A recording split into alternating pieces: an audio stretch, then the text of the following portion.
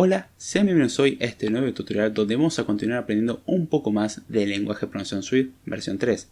En esta ocasión vamos a continuar con el tema que comenzamos la clase anterior, que era el tema de las funciones, una manera de agrupar código, estructurar nuestro código y hasta cierto punto reciclar lo que era el código, ya que nos permite lo que es exportar o por lo menos separar del código o compartir o reutilizar una función de un programa a lo que es a otro programa que estemos haciendo. Entonces, ¿cómo hacemos esto? Podemos verlo como lo que es una caja negra, la cual tiene una entrada y una salida. En la entrada nosotros le ingresamos lo que eran parámetros o argumentos, los cuales utilizamos dentro de la función, y la salida devolvemos un valor de retorno. Teníamos distintos casos en los cuales, por ejemplo, teníamos entrada y salida, habían casos en que no teníamos entrada, habíamos casos en que no teníamos salida, habíamos casos que no teníamos ninguno de los dos. Pero nos brindaban la comodidad de poder agrupar código y estructurar las cosas. Y hasta ahora podemos hacerlo perfectamente, pero Swift nos brinda algunas posibilidades o algunas cuestiones extras para poder trabajar con esto, que van a ser de bastante utilidad o por lo menos de bastante comodidad en ciertos casos. Así que vamos a retomar un ejemplo que vimos la clase pasada y con eso vamos a empezar. ¿Qué ejemplo estamos haciendo referencia? Estamos haciendo referencia a la función saludar, la cual tomaba dos argumentos, una el nombre de una persona y la otra era lo que era un booleano para indicar si la íbamos a saludar a la persona como si ya la hubiésemos visto antes, o en caso contrario, si era el valor falso, nosotros no hacíamos ninguna modificación al comportamiento. Entonces la función vamos a empezar a escribir, la escribimos func, después escribimos el nombre de la función, ponemos saludar, abrimos paréntesis para indicar que a partir de ahora empezamos a escribir los parámetros y va a tomar dos parámetros. Uno es persona, dos puntos, de tipo string dijimos que iba a ser, coma para indicar que vamos a poner otro parámetro y ahora ponemos lo que es el parámetro de nuevo, dos puntos, bool y cerramos paréntesis. Entonces hasta ahora la función estaría tomando dos parámetros, que uno es persona y otro es de nuevo, el primero de tipo string y el segundo de tipo bool, y como no vamos a devolver nada porque vamos a imprimir todo dentro de la función, ya podemos empezar a escribir lo que es el cuerpo de la función y eso lo hacemos abriendo llave, cerrando llave y entre medio escribiendo lo que es el contenido de lo que queremos que la función haga. Aquí dentro lo que vamos a hacer es crear una variable, o sea, escribimos var, y ahora lo que hacemos es darle un nombre a la variable, vamos a llamarla texto, que va a ser de tipo string, y esta va a ser en principio igual a lo que es un string literal que va a decir hola, un espacio, y después a este string le vamos a sumar lo que es el nombre de la persona, y en este caso lo tenemos dentro de lo que es la constante llamada persona. Entonces, hasta ahora tenemos una variable que se llama texto de tipo string que dice hola y la persona. Todo muy bien. Después de esto vamos a agregar un if en el cual vamos a ver si la tenemos que saludar de nuevo o no. ¿Cómo hacemos esto? Ponemos if y ¿qué es lo que nos indica si la tenemos que saludar de nuevo? Justamente la constante que toma la función, que es de nuevo. If de nuevo, abrimos y cerramos llave y dentro de esto vamos a escribir lo que es texto más igual y un string literal que comienza haciendo un espacio para que no esté pegado a lo que es la palabra persona o el nombre de la persona. Escribimos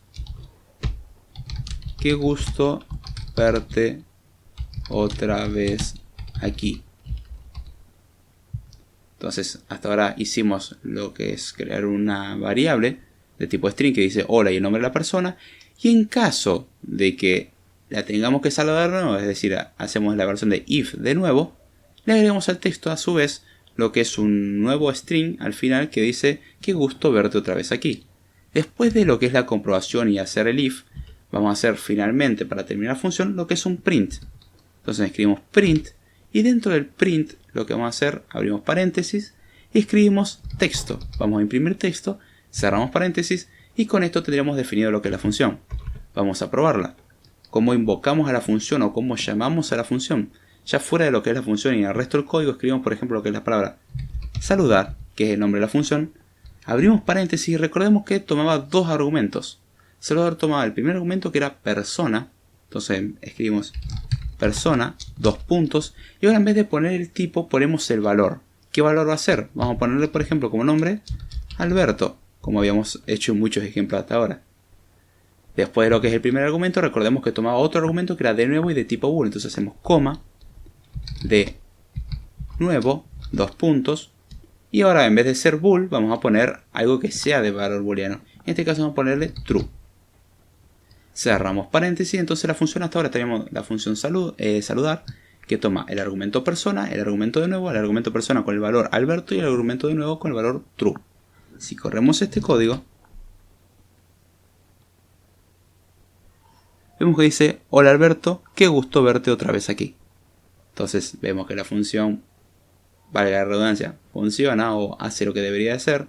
Si cambiamos el valor de nuevo a falso, ponemos false, le damos a correr y vemos que nos dice hola Alberto, es decir, el de nuevo no lo imprime por cuestiones de que le estamos pasando falso como argumento. Y hasta ahora estaríamos haciendo lo mismo que vimos hasta la clase pasada. Ahora quiero que empecemos a notar una cosita. Notemos que saludar toma el primer parámetro, que es de tipo string, y se llama persona. Bueno, Swift nos da la peculiaridad de, por ejemplo, permitirnos darle dos nombres distintos a lo que es un argumento. ¿Para qué sirve eso? Se pondría un nombre para lo que es el uso de la persona que invoca la función o para el uso del programador, y la otra es para uso interno de la función. ¿Cómo haríamos eso? Bueno, nosotros estamos viendo que cuando invocamos a saludar ponemos saludar, abrimos paréntesis y ponemos persona. Y para nosotros eso no es del todo intuitivo. Hay una forma más linda de decirnos de qué es lo que está haciendo la función. Entonces vamos a hacer que tenga dos etiquetas, no una etiqueta. ¿Cómo hacemos eso? En vez de poner solamente la palabra persona, en este caso vamos a poner una etiqueta extra al principio, que vamos a poner a. Entonces escribimos a, espacio, persona, dos puntos, string quedaría.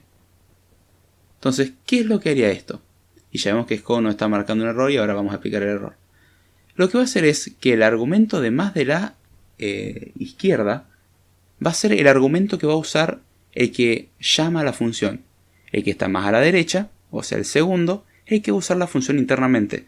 Es decir, cuando nosotros vamos a utilizar un argumento dentro de la función, lo tenemos que hacer siempre con el de más de la derecha. Si ponemos otro argumento más o ponemos otro nombre más, el que está más a la izquierda va a ser el que va a ser accesible por el usuario. Entonces, tenemos estas dos cosas. Y ahora, ¿cómo usaríamos esto? Cuando nosotros invocamos a saludar, en vez de decir saludar persona, dos puntos Alberto, recordemos que ahora tenemos dos etiquetas, la primera es a y la segunda era persona.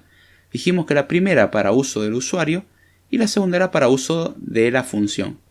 Nosotros queremos darle uso de usuario porque lo queremos consumir o queremos utilizar. ¿Cómo lo hacemos entonces? En vez de poner persona, cambiamos, cuando llamamos a saludar, pero en vez de persona, que diga a. Es decir, nos quedaría saludar, abrir paréntesis, a, dos puntos, Alberto, coma, de nuevo, dos puntos falso, y cerramos paréntesis. Entonces, ¿qué es lo que estamos haciendo acá? Nosotros le estamos dando dos etiquetas, la cual la primera se la destinamos al usuario, y vemos que es más intuitivo decir saludar a Alberto. Nos da una idea de lo que técnicamente tendría que hacer la función, es más claro, pero dentro de la función no lo llamamos con lo que es a, lo llamamos con lo que es persona. Entonces son etiquetas separadas para usos diferentes. Sirven, por ejemplo, cuando queremos establecer este tipo de comportamiento, es decir, saludar a persona, o por ejemplo, copiar archivo desde la ruta, por decir así. Entonces tendríamos las tres cosas, es decir, copiar, tendríamos después la otra que diría archivo y de otra desde la ruta. Copiar es el nombre de la función, archivo es el indicador que va a usar el desarrollador a la hora de utilizar la función, y de la ruta es lo que va a utilizar la función para poder funcionar, valga la redundancia. Entonces estamos viendo que el doble etiquetado tiene la utilidad de separar dos usos diferentes para las etiquetas y en cierto punto que sea más intuitivo la función y no darle nombres tan largos, porque podríamos llamar a la función saludar a persona y poner después que tome también persona, entonces sería como redundante. Entonces una forma de decir que la función se llame saludar y digamos a quién, a, dos puntos, Alberto. Entonces leemos la función y dice saludar a Alberto de nuevo. Ah, mirá, es entendible medianamente lo que es la función. Sirve para lo que más que nada esclarecer. ¿Qué pasa si por ejemplo quisiéramos utilizar una sola etiqueta tanto para lo que es interna como externamente? Para ese caso haríamos lo que hacíamos antes, que es dejar una sola etiqueta. Cuando ponemos una sola etiqueta sirve tanto para uso interno y externo. Cuando ponemos dos, una para uso interno y otra para uso externo. Y hay una forma en la cual podemos decir, quiero que para uso interno tengamos la etiqueta porque es obligatorio para uso interno dar una etiqueta, por cuestiones de que la función tiene que saber cómo llamar al dato. Pero para uso externo no quiero que tenga una etiqueta. ¿Cómo hacemos eso? Para ese caso lo que tenemos que hacer es reemplazar el A o la primera etiqueta por un guión bajo. Recordemos que el guión bajo en Swift tiene el uso de indicarnos que no necesita o se ignora. Entonces vamos a, por ejemplo, reemplazar el A por lo que es un guión bajo. Eliminamos lo que es el A dos puntos de saludar. Y nos quedaría ahora la función saludar. La función cuando la definimos dice func saludar, abrimos paréntesis, guión bajo, personas, dos puntos, string, coma, de nuevo, dos puntos, bool. Y cuando la invocamos tenemos que hacer saludar. Y recordemos que ahora eliminamos lo que es el primer argumento, o por lo menos pusimos un guión bajo. Entonces con eso estamos diciendo que no tenemos que darle un nombre, no tenemos que etiquetarlo. Entonces saludar pasa a ser directamente saludar Alberto. Es un poco tosco, pero útil al fin. Entonces tenemos la opción de crear lo que son etiquetas internas y externas, dejar etiquetas externas y internas juntas, que es poner una sola etiqueta, o ignorar, por ejemplo, la etiqueta externa, es decir, que no tome nada. Y en ese caso lo que haría es poner un guión bajo, y con eso Swift va a decir, bueno, no tengo que darle una etiqueta. Las etiquetas sirven para saber qué es lo que está tomando. Pues si nosotros pusiéramos, por ejemplo, saludar, y de nuevo también le ponemos una doble etiqueta en la cual la primera es un guión bajo, y borrar y adaptamos las cosas como tendrían que ser, diríamos saludar Alberto False. Y saludar Alberto False no me indica nada. No puedo, dice saludar Alberto. Bueno, puedo decir que con esto voy a saludar a Alberto. Hasta ahí vamos bien, pero false es como no me está indicando nada. Ahora si le dejo lo que es la etiqueta de nuevo, es decir, borrando la segunda etiqueta que le pusimos, quedaría que saludar toma el primer argumento y vamos a adaptarlo de nuevo a lo que era antes, cuya etiqueta externa es A y la etiqueta interna es persona, que va a ser de tipo string. Y después tomamos un segundo argumento cuya única etiqueta es de nuevo y va a ser de tipo bool.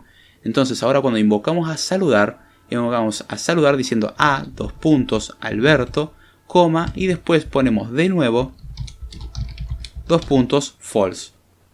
Entonces con esto lo que estaríamos haciendo es justamente dándole más sentido a la función, va a hacerla más intuitiva para entenderla. Vamos a correr para que realmente ver que todo está funcionando correctamente. Vemos que dice hola Alberto. Es lo que tendría que hacer. Vemos que dice false en lo que es de nuevo, entonces no tendría que imprimir el mensaje extra y el resto está funcionando perfectamente. Ahora vamos a ver algo curioso que podemos hacer, que es el tema de tomar argumentos arbitrarios. ¿A qué me refiero con esto? Hasta ahora nosotros estaríamos tomando lo que es argumentos simples, por decir strings, booleanos, números, listas. Pero hay veces que nosotros no sabemos la cantidad de strings con las que vamos a trabajar. O por ejemplo con la cantidad de valores que vamos a trabajar o la cantidad de argumentos. Podríamos querer que tome un argumento como podríamos querer que tome 100 argumentos. ¿Cómo trabajamos en ese caso? Una de las formas es decir que tome una lista de tal elemento. Pero otra de las formas es una curiosidad que nos da Swift, que es hacerlo de esta manera. Vamos a borrar todo y empezamos a escribir. Y por ejemplo para demostrar esto vamos a definir la función average o promedio, con la que justamente vamos a calcular el promedio, así que la empezamos a escribir. ¿Y qué va a hacer la función? Calcular el promedio de un conjunto de números. ¿Cómo lo hacemos? Escribimos func, vamos a llamarlo por ejemplo promedio, es lo que va a hacer. Abrimos paréntesis y queremos que tome por ejemplo elementos de tipo entero. Entonces vamos a hacer que el argumento sea de tipo entero y en este caso van a ser arbitrario la cantidad de enteros. Entonces no vamos a darle una etiqueta externa. O mejor dicho, la etiqueta externa va a ser nula. Entonces ponemos un guión bajo. Ponemos un espacio. ¿Cómo lo queremos llamar al argumento dentro de la función? Vamos a llamarlo valor. ¿De qué tipo va a ser este valor? Va a ser dos puntos de tipo entero. Y después lo que vamos a hacer es poner puntos suspensivos. Ponemos puntos suspensivos. Y con esto estamos indicando que la cantidad de argumentos que va a tomar no la podemos precisar. Cerramos paréntesis. Escribimos lo que es la flecha típica para decir un valor de retorno. Ponemos tipo entero. Para decir que vamos a retornar algo de tipo entero. Abrimos y cerramos llave para indicar que iniciamos y cerramos lo que es el cuerpo de la función. Y dentro del cuerpo de la función, o sea, entre las llaves, vamos a empezar a trabajar. Nosotros dijimos de que la función promedio iba a tomar varios enteros o podría no tomar ninguno. Y en base a eso vamos a retornar lo que es el promedio de esto. Así que para hacerlo vamos a escribir var, vamos a llamarla prom, int para decir que es de tipo entero y va a ser en principio igual a 0. Y ahora lo que vamos a hacer es un for. Vamos a ponerle, por ejemplo, v, una v corta, in valor. Abrimos y cerramos llave y dentro de esto vamos a empezar a trabajar. Quiero que notemos algo acá. Veamos que dije que voy a hacer un for cuya etiqueta temporal va a ser v en valor, pero valor según lo definimos es de tipo entero al principio de la función. ¿Qué es lo que pasa cuando tomamos muchos argumentos o argumentos en una cantidad que no vamos a poder precisarla? Para lo que es el procesamiento interno, valor no va a ser de tipo entero, va a ser tipo lista de entero. Entonces con esto vamos a poder iterar sobre una lista y sería muy parecido a tomar una lista, nada más que no lo hacemos de manera explícita. Es otra forma de hacerlo. O sea, podemos tomar una lista en un principio y ya está. Pero esta es otra forma de hacerlo, es decir, que le decimos a la función que toma algo de tipo entero, que sabemos que va a ser de tipo entero, y cuando le ponemos los 3 puntos suspensivos le estamos indicando que en realidad va a ser una lista de ese tipo que nosotros acabamos de decir. Entonces, como vamos a trabajar sobre una lista entero, vamos a empezar a procesarla. ¿Qué vamos a hacer? Vamos a hacer que dentro de lo que es el for, vamos a sumarle a prom el valor. Entonces hacemos prom más igual y ponemos b corta. Recordemos que b corta era el valor en cada iteración. Entonces con esto vamos a recorrer el arreglo y vamos a agregar cada elemento a lo que es promedio, vamos a sumárselo. Y finalmente lo que vamos a hacer es un return. ¿De qué? De prom. Pero esto hasta ahora nos estaríamos sumando todos los elementos de la lista. A nosotros no nos sirve esto. Vamos a hacer que se divida por la cantidad. Recordemos que el promedio es la suma de todos los elementos dividido la cantidad de elementos sumados. Entonces hacemos prom dividido. ¿Y en qué lo vamos a dividir? Vamos a escribir valor. Y recordemos que valor era un tipo lista de enteros. Que de hecho acá Xcode nos lo está precisando que es tipo lista de enteros. Entonces escribimos valor. Y para obtener la cantidad, como hacíamos, .count. Y con esto ya tendríamos lo que es la función promedio. Entonces le damos la función. La función promedio es una función cuya etiqueta externa es un guión bajo, con lo cual no vamos a tener que poner una etiqueta externa. Y cuyo etiqueta interna es valor. ¿De qué va a ser? De tipo entero. Y luego ponemos 3 puntos suspensivos, con lo cual vamos a indicar que en realidad va a ser, en vez de entero, va a ser una lista de enteros. Es decir, la cantidad de argumentos puede ser 0, 1, 2, 100 o 1.000.000. Mientras que nos alcance la memoria, lo va a hacer. Después esta función lo que va a retornar es un entero. Y dentro de la función lo que hacemos es crear una variable de tipo entero que la llamamos prom, que en principio es igual a 0. Recorremos el arreglo que es valor, con cada iteración valiendo b. Y lo que hacemos es a prom sumarle b. Y finalmente retornamos prom, que es la suma hasta ahora la suma de todos los elementos, dividido la cantidad de elementos que tiene el arreglo, es decir, la cantidad de elementos que tiene valor o valor.count. Entonces ahora lo que vamos a hacer es una prueba de esta función. Vamos a hacer un print. Abrimos y cerramos paréntesis y entre medio de los paréntesis ponemos promedio. Abrimos y cerramos paréntesis. Y dentro de los paréntesis de promedio vamos a empezar a pasarle valores. Por ejemplo, vamos a pasarle el valor 2,4,6. Le damos a correr. Y el promedio de esto nos da 4. El promedio entre 2, 4 y 6 es 4. Perfecto. Entonces hasta ahora esto está funcionando como se debe. Acá esta implementación va a tener un defecto de hecho, y eso sí hay que aceptarlo, que es el defecto de qué pasa si el resultado no es un número par.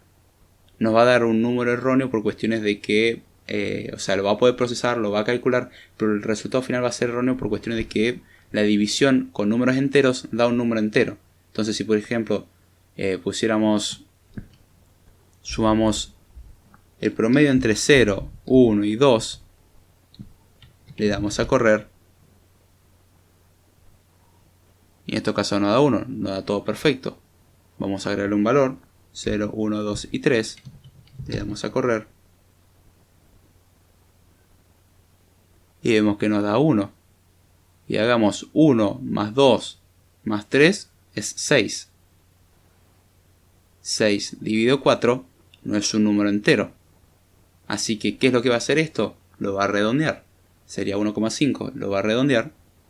Veamos que realmente es 0,5. Si no me creen, hacemos 6 dividido 4. 1,5, sí, ahí está. Y vemos que acá nos da 1. ¿Por qué hace esto? Por cuestiones que va a redondear siempre para que dé un número entero.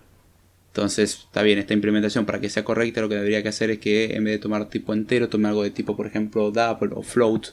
Y con eso sí, estaríamos trabajando, pero tendríamos valores de tipo float. Esta es una función promedio que era para enseñar justamente el uso de argumentos en cantidad incalculable o que no podemos precisar en un principio. Otro de los recursos con los que contamos, y algo a considerar dentro de las funciones de Swift, es que Swift, cuando nosotros le pasamos argumentos a una función, van a ser una constante. ¿Cómo podemos probar eso? Fácil. Vamos a crear, por ejemplo, lo que es una función cualquiera, vamos a llamarla func. Vamos a llamarla, por ejemplo, a, por decir así, que va a tomar lo que es, no le vamos a poner una etiqueta externa, o sea, guión bajo, ponemos como etiqueta interna, ponemos valor, 2 puntos de tipo entero, y dentro de la función hacemos que esto no retorne nada. Entonces abrimos y cerramos llave. Es lo que vamos a hacer que valor sea igual a 5 dentro de la función, porque nosotros queremos cambiar el valor a 5 y ya acá Xcode nos está marcando un error. ¿Por qué es esto? Porque dentro de una función los argumentos que le pasamos no funcionan como variables, funcionan como constantes. Y como toda constante no la podemos modificar. ¿Qué pasa si queremos modificar un valor? ¿Hay alguna forma? ¿Swift nos lo permite de alguna forma? Sí, lo permite. Y eso de hecho lo vamos a ver ahora con una función. Entonces borramos lo que es esta función. Y vamos a definir en principio lo que son dos variables. Var a es igual a, por ejemplo, 1. Y creamos otra variable, var b es igual a 2. ¿Para qué usamos esta variable? Para hacer comprobaciones más adelante. Entonces, ¿qué vamos a hacer? Definir una función, func, que vamos a llamarla swap, que es una función de intercambio. Abrimos paréntesis y el primer argumento vamos a poner un guión bajo para decir, bueno, no quiero identificarlo como nada fuera de la función. Internamente lo vamos a llamar, por ejemplo, valor 1. ¿De qué tipo va a ser? De tipo entero. Pero vamos a precisar algo más. Nosotros queremos que sea modificable el valor. ¿Cómo lo hacemos? Antes de poner el tipo, es decir, entre dos puntos y el tipo, ponemos la palabra clave inout. Con esto le estamos indicando de que realmente vamos a poder modificar el valor. Después de tomar el primer valor, vamos a poner un segundo valor, es decir, ponemos guión bajo, ponemos valor 2, 2 puntos, y de nuevo ponemos inout, y después ponemos int, para decir que toma otro entero, pero al hacer inout le estamos indicando que en vez de ser una constante, sea una variable valor 2.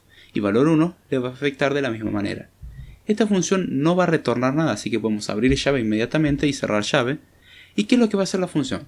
En principio vamos a crear lo que es una constante dentro de la función, let, que vamos a llamarlo, por ejemplo, b temporal, que va a ser igual a b, perdón, a valor 2, está. Entonces, ¿qué es lo que va a hacer b temporal? Va a guardar lo que es el valor 2 temporalmente y ahora vamos a ver por qué. Ahora lo que vamos a hacer es que valor 2 sea igual a valor 1 y después hacemos que valor 1 sea igual a b temporal. Entonces, veamos lo que hizo la función hasta ahora. Creamos lo que es una función que toma dos argumentos, ambos de tipo entero, pero con el inout que va a indicar de que son modificables, es decir, son variables. Creamos una constante temporal, para la redundancia, que es lo que vamos a utilizar dentro de la función para guardar temporalmente el valor 2. Después al valor 2 lo sobreescribimos por el valor 1. El valor 1, como sobreescribimos el valor 2, no lo podemos usar, pero recordemos que habíamos hecho una copia. Entonces utilizamos esa copia. ¿Y qué es lo que estaría haciendo la función swap? Intercambiar los valores. ¿Cómo probamos que esto realmente funciona? Simple. Vamos a hacer primero un print, el cual diga a vale, y ponemos el operador de interpolación, es decir, barra invertida, paréntesis, y entre medio de los paréntesis ponemos a, coma, b, vale, operador de interpolación, b. Copiamos este print porque lo vamos a usar de nuevo. pero antes de usarlo no, vamos a llamar la función swap. Y dentro de la función swap vamos a llamar a valor 1 y a valor 2, o mejor dicho, no le vamos a dar un nombre, porque no toma valores externos, pero hay que tener algo en consideración. Hay que pasarle a esta función los valores que queremos modificar. Para que sean aceptables por este tipo de funciones que tiene el inout, es importante considerar de que los valores que van a tomar tienen que ser o variables, no pueden ser constantes, porque recordemos que las constantes no pueden ser modificadas. Tienen que ser o bien variables o elementos de tipo literal, es decir, le pasamos un número, le pasamos un string de manera literal, le pasamos un arreglo en forma literal, pero no podemos pasarle una constante. Tiene que ser una variable o algo de forma literal, y ahí sí podemos trabajar. Entonces swap le pasamos el primer elemento, que ¿cuál va a ser el primer elemento? A, coma, después le pasamos B, cerramos paréntesis, y después de esto volvemos a poner el print para ver que realmente funcionó. Entonces, hasta ahora vemos que hasta ahora estaríamos todo bien, pero Xcode está marcando un errorcito. ¿Por qué viene este error? Porque no podemos intercambiar cosas sin darle un indicador a la función de que queremos pasarle el elemento para ser modificado. ¿Cómo hacemos eso? En swap, cuando la invocamos, vemos que abrimos paréntesis, escribimos A, B, cerramos paréntesis, y lo que hay que hacer es antes de cada elemento que es de tipo inout, poner un ampersand. Entonces ponemos el ampersand antes de la A, entonces ponemos swap, abrimos paréntesis, ampersand A, ampersand B, cerramos paréntesis, y ahora sí podríamos empezar a trabajar, porque el ampersand es una forma de decir, tomame esto y agárramelo como si fuese una variable. No es eso, pero si lo queremos ver de manera sencilla, es así. Esto viene de hecho derivado del lenguaje de programación como ser C, en lo cual en realidad lo que vos estarías pasando son direcciones de memoria, punteros y todas esas cosas, y Swift trata de evitar todo eso. Lo que hereda de esa metodología es el indicar cuando le pasamos no una copia de las cosas, sino que el objeto como tal para ser modificado, es utilizar el ampersand como indicador nada más. Entonces ahora corremos el código, veamos el resultado. Dice que A vale 1 y B vale 2. Y en la segunda línea dice A vale 2 y B vale 1. ¿Qué pasa si vamos a copiar las dos últimas líneas? Es decir, haríamos un print, haríamos el swap, haríamos un print y ahora agregaríamos otro swap y otro print. Vamos a ver si realmente vuelve a la cadena original. Le damos a correr y nos dice A vale 1, B vale 2, A vale 2, B vale 1, A vale 1 y B vale 2 nuevamente. Es decir, hace realmente un intercambio. Y notemos que a las variables nunca las tocamos. Simplemente invocamos una función que toma como argumento estas variables. Entonces ya tenemos una forma de modificar cosas que vamos tomando como argumento. Hay que usar con cuidado este recurso porque uno dirá, bueno, lo uso todo el tiempo. No, hay que usarlo cuando es realmente necesario. Si uno no va a modificar eso, no lo use. No vale la pena. Pero si uno necesita modificarlo para usarlo fuera de la función, a veces que hay una función que nosotros le pasamos una lista y lo que hace la función es rellenarlo con datos que la lista necesita. O actualizar datos de la lista. Entonces, si no tenemos acceso a la lista, lo que tenemos que hacer es pasarle a la función para que haga todo el manejo interno. Y entonces uno realmente no vería lo que está pasando porque estaríamos ocultando el funcionamiento. Y nosotros lo único que sabemos es que en algún momento llamamos a la función que se encarga de llenarla. No me importa cómo. Entonces ya tenemos otra utilidad de las funciones que es el rellenar campos y cosas así. O por lo menos que lo que tome sea de tipo variable y no de tipo constante como lo harían normalmente. Vuelvo a repetir, usarlo con mucho cuidado porque hay veces que usar esto puede romper las cosas. Usarlo cuando realmente vemos que necesitamos hacerlo. Y de ahí en más a probar porque con esto hay que probar y experimentar y empezar a cambiar valores, que tire errores, que no compile, romperse la cabeza un poquito y así divertirse un poco porque después uno va a aprender muchísimo haciendo eso. ¿Eso es todo lo que nos brindan las funciones? No, podemos hacer mucho más todavía. Quiero que veamos otra cosa en lo que son las funciones. Vemos que la función, por ejemplo, swap, toma un valor 1 de tipo inoutInt y un valor 2 de tipo inoutInt. El inout lo podemos ignorar, es decir, toma un valor 1 de tipo entero y otro valor 2 de tipo entero y no retorna nada. Por ejemplo, una función que sea la que imprimía hola mundo, no tomaba nada y no devolvía nada. La función saludar tomaba dos cosas y devolvía algo. Y tal como lo haríamos en lo que es una variable, una constante, que nosotros le damos un tipo, y que de hecho siempre recomiendo el ponerle un tipo para entender mejor las cosas y evitar ciertos problemas después, porque muchos de los problemas son por conflictos de tipos. El tipado no concuerda y hay un conflicto ahí. Entonces, si tenemos en claro cómo están tipadas las cosas, evitamos mucho tipo de problemas. Y a su vez, como lo decíamos con eso, podemos hacerlo con las funciones. Las funciones tienen un tipo. ¿Qué tipo tiene? Vamos a ver, por ejemplo, la función swap. La función swap es una función que toma un entero, toma otro entero y no devuelve nada. Vamos a borrar todo esto y vamos a definir otras funciones para poder empezar a trabajar. Y en principio vamos a definir lo que es la función func. ¿Y cómo se llama la función? Vamos a llamarla sumar, la cual va a tomar un elemento A de tipo entero, coma, un elemento B de tipo entero, va a devolver algo de tipo entero, abrimos y cerramos llave, y dentro de esto lo que vamos a hacer es return A más B. Uno diría, ¿qué necesidad tenés de hacer esto? Hacemos para definir una función nada más. Después vamos a definir lo que es func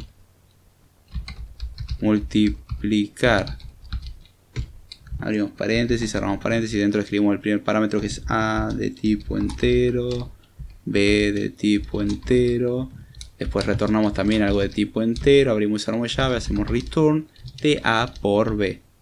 Entonces nuevamente tenemos otra función que lo que hace es multiplicar. Los nombres son bastante claros y de hecho si vemos lo que hacen es muy simple. Ahora bien, nosotros dijimos que tal como hacemos con la variable de las constantes, que le damos un tipo entero, tipo string, tipo booleano, las funciones también tenían un tipo. En este caso, sumar y multiplicar ambas tienen el mismo tipo. Entonces, tenemos de qué tipo son. Son funciones que toman dos enteros y devuelven un entero. ¿Cómo escribiríamos eso? Lo voy a escribir en un comentario. Para escribir una función, abrimos el tipo de una función, abrimos paréntesis, escribimos el tipo de los argumentos separados por comas, cerramos paréntesis, la flechita y lo que devuelve. Por ejemplo, en el caso de la función sumar, toma algo, abrimos paréntesis de tipo entero, coma, tipo entero, cerramos paréntesis, escribimos la flecha y ponemos entero. Es decir, es como sacarle todas las etiquetas. Si le sacáramos todas las etiquetas, no quedaría esto. Y decimos, es de tipo, parecería que diría una tupla de int, flecha, int. ¿Qué es lo que estaría haciendo esto? Una función que toma dos enteros y devuelve un entero. Vamos a crear, por ejemplo, una variable. Vamos a llamarla var operación. ¿Operación de qué tipo va a ser? Operación va a ser de tipo, y ahí es donde escribimos esto. Abrimos paréntesis, entero, coma, entero, cerramos paréntesis, hacemos la flechita con el guión y el signo de mayor y escribimos entero. Y esta va a ser igual a sumar. Y uno diría, ¿qué acabas de hacer? Asignaste una función a una variable, eso no tiene sentido. Recordemos que tiene tipo, si tipa funciona. Y vemos que tenemos la variable operación, que es de tipo función que toma dos enteros y devuelve un entero. No me importa lo que hace, tiene que cumplir esto, que toma dos enteros y devuelve un entero. Y le voy a asignar sumar. ¿Qué pasa si nosotros queremos invocar ahora a operación en vez de a sumar? Para invocar a operación escribimos operación, abrimos paréntesis y le vamos a pasar ahora dos elementos de tipo entero. Por ejemplo, vamos a poner 2,2, cerramos paréntesis y por fuera de esto vamos a hacer un print para imprimirlo, porque si no, no podemos verlo. Entonces hacemos un print de operación de 2,2, le damos a correr y nos dice 4. Wow, pará, acá pasaron varias cosas. En principio definiste lo que eran las dos funciones, hasta ahí vamos bien, entendíamos todo perfecto. Después definiste lo que era una variable que era de tipo función que toma dos enteros y devuelve un entero, y le asignaste sumar. Recordemos de que sumar y multiplicar, cada argumento tomaba una etiqueta. Y notemos que cuando invocamos a lo que es operación, que actualmente es una variable, que en sí almacena una función, ya no tenemos que poner la etiqueta. Eso es algo importante notar. Porque ahora es un tipo de función genérica que su único requisito es que tiene que tomar dos enteros. Y esta lo hace, toma dos enteros y devuelve un entero. Y lo podemos imprimir. ¿Qué pasa si entre operación y el print hacemos que operación ahora sea igual a multiplicar? Ahí está, es igual a multiplicar. Si le damos a correr, nos da 4, sí, bueno, 2 por 2 y 2 más 2 es lo mismo, así que vamos a cambiar que yo. Vamos a poner 2 y 3. Vamos a correr de nuevo, así se nota la diferencia. Nos da 6. Porque ahora operación, en vez de ser la suma, es la multiplicación. Entonces vemos cómo podemos asignar funciones a variables y uno diría, sí, muy bonito, esto no me sirve para nada. No, de hecho es muy útil. ¿Esto para qué sirve? En principio para identificar los tipos, porque muchas veces vamos a tener esta cuestión de identificar tipos y que uno no se da mucho la idea. Hay que acostumbrarse a identificar los tipos de prácticamente todo. Y acá estamos viendo cómo a la función sumar le dedujimos el tipo que era de tipo función que toma dos enteros y devuelve un entero. Multiplicar cumple con el mismo requisito. ¿Las dos hacen lo mismo? No, las dos hacen algo totalmente distinto. Una suma, otra multiplica. Pero las dos cumplen con el requisito, entonces pueden ser almacenadas en la variable. Y así es como podemos usarla. Y si queremos invocar la función que almacenamos dentro de una variable, una constante, pues también puede ser una constante. La única diferencia es que recordemos que las variables se pueden modificar y la constante, una vez que la asignamos, quedó. Podemos hacer que print, en este caso hacemos de operación, abrimos paréntesis, 2 y 3, o sea, invocaríamos como si fuese una función normal, pero sin las etiquetas de cada parámetro. Con esto, ¿qué podemos hacer también? Una vez que identificamos los tipos de funciones, las funciones toman cualquier cosa que tenga un tipo. Y una función es un tipo, entonces ¿podemos hacer que una función tome una función? Sí, perfectamente. Vamos a hacer una función que se llame, por ejemplo, func imprimir operación. Imprimir operación va a tomar un primer argumento que va a ser,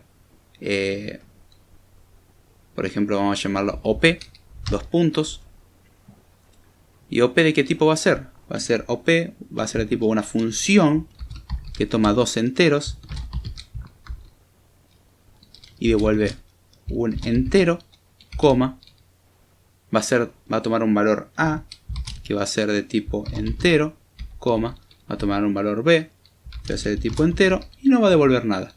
Abrimos y cerramos llave y ahora vamos a completar la función. Vamos a volver a leer la cabecera de la función.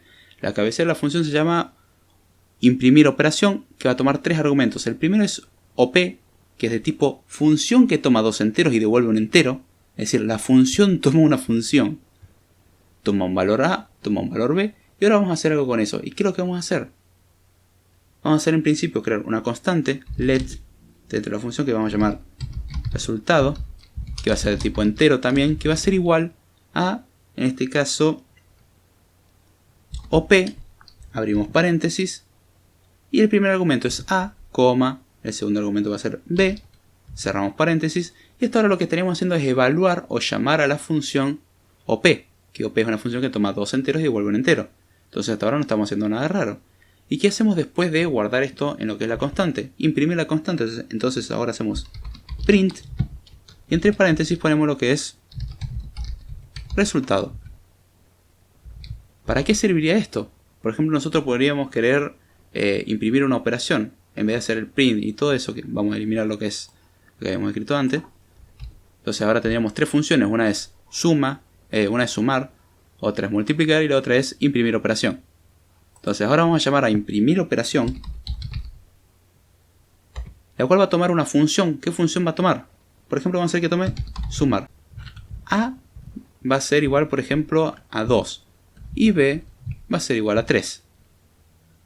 Entonces, invocamos ahora la función imprimir operación, cuyo primer argumento va a ser una función. Entonces ponemos sumar directamente, sin los argumentos, sin nada. O sea, ponemos la etiqueta. Ponemos sumar. A, que era uno de los argumentos que tomaba, era 2. B, el segundo argumento, le ponemos 3. Y si le damos a correr, nos da como resultado 5, perdón. Ahora si vamos a correr esto con multiplicar, le cambiamos el sumar por multiplicar, le damos a correr, y ahora sí nos da 6. Entonces vemos cómo podemos hacer que una función tome otras funciones, y así estaríamos dando, por así decirlo, un pequeño pantallazo a funciones de alto orden. Muchas veces en la programación eso pasa mucho en programación funcional. En programación funcional prácticamente todo es una función, o la mayoría de las cosas son una función. Y algo curioso es que muchas veces no tomamos valores, sino tomamos funciones. Acá no vamos a hablar de eso, de hecho más adelante va a haber un curso de Haskell, ahí vamos a hablar más de lo que es funciones de alto orden y la utilidad que tienen. Son muy útiles, rompen la cabeza porque no es algo a lo que uno está acostumbrado, pero está muy bueno, muy interesante. Y esta es una pequeña introducción a lo que son funciones de alto orden, que es decir, que una función toma otra función. ¿Podemos hacer que la función, por ejemplo, multiplicar a su vez tome otra operación? Sí, podemos hacer que, por ejemplo, la función multiplicar utilice la función suma y así podemos empezar a hacer. Pero la idea es, en este caso, ilustrar que se puede. Esto, si uno programa o no está acostumbrado a esto, no lo va a usar mucho. Es muy útil, es extremadamente útil, pero no está uno acostumbrado. Cuando veamos clausuras, ahí vamos a verle un poco más utilidad a lo que es el pasar argumentos, funciones en argumentos. Y una última cosa que podemos hacer con lo que son funciones es crear funciones dentro de funciones. ¿Cómo hacemos esto? Vamos a borrar todo lo que hicimos hasta ahora y vamos a escribir 2 veces el código. Los dos van a hacer exactamente lo mismo. O sea, o por lo menos vamos a escribir 2 funciones y después vamos a hacer una tercera función que vamos a implementarla de 2 maneras distintas. La primera función que vamos a hacer, vamos a llamarla func predecesor, que toma un argumento. ¿Qué argumento va a ser? Vamos a llamarlo a, 2 puntos, de tipo entero, y retorna un argumento de tipo entero, y retorna un valor de tipo entero. Abrimos y cerramos llaves, y ahora lo que vamos a hacer es un return de a menos 1. Eso es lo que va a hacer. Vamos ahora a definir lo que es una función sucesor, la cual también va a tomar un argumento, abrimos paréntesis, escribimos a, 2 puntos de tipo entero, cerramos paréntesis, la flechita para indicar que vamos a retornar algo y va a retornar algo de tipo entero. Si la predecesora hacía a menos 1, bueno, esta adivinen qué va a ser, return a más 1. A más 1, ahí está. Entonces hasta ahora tenemos 2 funciones que parecerían ser inútiles, pero vamos a ver que ahora le vamos a dar utilidad. Vamos a crear una función que se llama selector 1, la cual, abrimos paréntesis, toma un booleano, el cual vamos a llamar es predecesor, que es de tipo, no de tipo entero, no, de tipo bool. Y esto lo que va a retornar es una función, al igual que podemos tomar como argumento funciones, podemos retornar funciones, va a ser una función de qué tipo, una función que toma un entero y retorna un entero. Entonces abrimos paréntesis, int, cerramos paréntesis, flechita, int. Vemos esto y dice, es una función llamada selector1 que va a tomar un argumento llamado predecesor de tipo booleano y retorna una función que toma entero y devuelve un entero. Entonces abrimos llave y cerramos llave y dentro de esto hacemos este procedimiento if es predecesor, abrimos y cerramos llaves, hacemos un return predecesor. En caso contrario, vamos a hacer un return de sucesor. Esto lo podríamos haber hecho con el operador ternario, sí, pero ya que tenemos el if lo hacemos así para que se vea más fácil. Entonces tenemos ahora la función selector1 que toma un booleano y retorna lo que es una función. ¿Qué pasa si ahora vamos a crear lo que es, vamos a hacer un print y vamos a hacer lo que se llama la función selector, abrimos paréntesis y ponemos es predecesor, 2 puntos. ¿Qué es lo que queremos? Vamos a hacer que haga por ejemplo el predecesor de 1. Entonces ponemos es predecesor, en este caso true, cerramos paréntesis, abrimos paréntesis de nuevo porque ahora le pasamos los argumentos, cerramos paréntesis para decir que terminamos de pasarle el argumento. ¿Y qué argumento le vamos a pasar? En este caso, un número entero. ¿Cuál va a ser ese número entero? El 1. Cerramos el paréntesis del print y ahora podemos empezar a leer esta línea. Entonces hacemos un print del selector que toma es predecesor y en este caso le decimos que sí. Abrimos paréntesis para pasarle los argumentos, en este caso 1 porque va a ser de tipo entero, cerramos el paréntesis del print y le damos a correr. Y nos da como resultado 0. ¿Cuál es el predecesor de 1? 0. O 1 menos 1 es 0. Si hacemos el predecesor, por ejemplo, de 15, le damos a correr, da 14. El predecesor es 14. Entonces vemos cómo podemos retornar lo que son funciones. Una cosa que podríamos hacer, y esto es algo que nos permite, es crear otra función que vamos a llamarla func selector2, que también va a tomar lo que es un argumento que se va a llamar predecesor, que va a ser también de tipo booleano. Vamos a retornar una función que toma un entero y retorna un entero. Abrimos y cerramos llaves, pero la diferencia es que ahora vamos a definir las funciones predecesor y sucesor dentro de la función. ¿Podemos hacer eso? Tranquilamente. Escribimos func pred, abrimos paréntesis, ponemos a, dos puntos, o sea, vamos a copiar lo mismo que teníamos antes, int, cerramos paréntesis, flechita para indicar que retornamos algo de tipo entero en este caso, abrimos y cerramos, return de a menos 1, y vamos a hacer ahora una función sucesor, func suc, vamos a llamarla, que toma a de tipo entero, cerramos paréntesis, flechita de tipo entero, abrimos y cerramos llave, return de a más 1. Y ahora lo que vamos a hacer es exactamente lo mismo que haría la selector 1. La selector 1 haríamos if es predecesor, abrimos y cerramos llave, y dentro de este if lo que hacemos es un return de pred.